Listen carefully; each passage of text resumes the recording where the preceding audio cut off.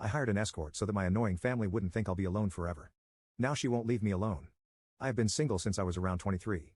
I have little to no desire to be in a relationship and don't have any plans on getting married or having a long-term girlfriend. This, however, has raised questions from friends and family about my love life, especially since my younger brother is married and has kids. This started in September when my best friend since middle school got married. I was his best man and he offered to set me up with one of his fiancée's single friends. I had no interest in this and assured him I would have a date. Not wanting to add any more complications in life, I decided to hire an escort named Angie, purely to keep up social expectations. We came up with a backstory that she was a friend of mine from a car club that I'm a part of. The wedding weekend happened and overall it went great. I had fun, and from when we talked, Angie had fun too. The weird thing is, she still stayed in touch, mainly through text. The first instance was about 3 weeks after the wedding when she asked me what I was doing over the weekend. I told her I was going on a cruise with my car club and she asked if she could come. I told her I wasn't looking to hire an escort for a car club event, but she insisted that it was free and that she wasn't working. Since then she has called me in the evenings to talk and has accompanied me on outings and events. During my job-mandated therapy sessions, I told my therapist about this and he said Angie may like me romantically. Now I'm not insecure or anything, it's just that physically I am fit, but I'm short at 5 feet 7 inches. And I generally have a colder and more stoic personality towards people who aren't close to me. Angie on the other hand is taller than me, 5 feet 6 inches but 5 feet 9 inches in heels, is gorgeous, and has a very bubbly personality, so I put the idea of her liking me to bed. So really what I'm confused about is why she keeps wanting to hang out for free. Don't get me wrong, Angie is a great woman to be around, but could this be a tactic used by escorts to keep men on the line, or could she be in trouble? Update. So I read a lot of your comments about how Angie might like me, and I took the night to think about all our time spent together without thinking of her as an escort. In the end, I'm sure a lot of guys can relate, I had the realization of mother effer. She was hinting the whole time. And what made me realize was that after around December we started doing more mundane activities. For example, I was taking my niece and nephew mini golfing and she wanted to come along for that. Or how every other Friday she would come over and we'd just get high and watch random movies and videos after getting the munchies.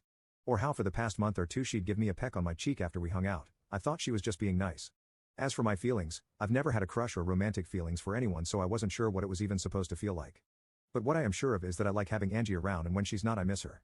So Friday comes around and we're baked in watching Lion King. The movie gets to the part before the stampede that unalives Mufasa and Angie just starts crying. I ask her if she's okay and she said that the coming scene always made her sad.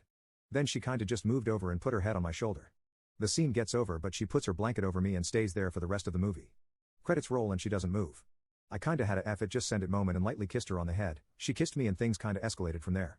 We had a long convo in the morning and she said that back at the wedding she genuinely had a good time and didn't feel like she was working, and that's why she asked to hang out again. As we started hanging out she started developing feelings since I kinda just treated her as I would anyone else. I didn't think this was a big deal, but for her, it was, and a lot of things that I did that I saw as common courtesy, giving her my coat, helping her into my car, etc., were acts of kindness in her eyes, even though that's just how I was raised.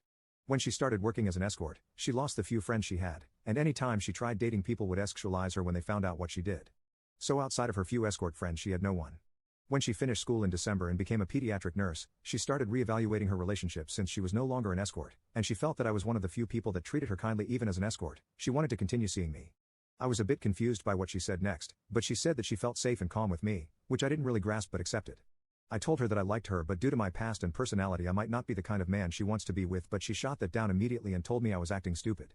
We decided that it really wouldn't make sense to start over and start dating since we've spent the past few months together and we kinda just picked up where we left off. So we much became boyfriend and girlfriend that day. The past 2 weeks have been really good. While I'm still getting my bearings straight and processing my feelings, Angie has changed quite a bit. She's a lot more emotional and likes being held a lot. Like if I'm just laying on the couch, she'll walk in and yell huggies. And lay on me. It's a bit different for me since any sort of intimacy outside of intimacy is completely foreign, but I do like it. She's also does a lot for me, like one time, she slept over and I had to throw on a suit for a meeting the next day. I wake up and go in for a shower, and when I come out, not only is my shirts ironed but she had a pot of coffee ready and a lunch bag made. Like who just does that? A few days ago I even met a few of her escort friends, and guys seriously, don't judge anyone for what they do because her friends were some of the nicest people I've met. While I used Reddit she turned to them for advice about me over the months and they were all nearly in tears when they heard about us finally getting together. I told my family and friends that I was dating Angie and they all laughed since they thought we had been dating since before the wedding, so some of your guys' joke comments about her being my girlfriend were right. So yeah, things are great between Angie and me. I know I got some work to do to transition into a relationship, but I'm taking it one step at a time. Angie has been really patient and understanding through all of it, and even though she's told me she loves me, she told me to only say it back when I'm ready, and I mean it. But seriously, thanks for all of your guys' help with this. I doubt things would have ended up like this if it wasn't for you guys.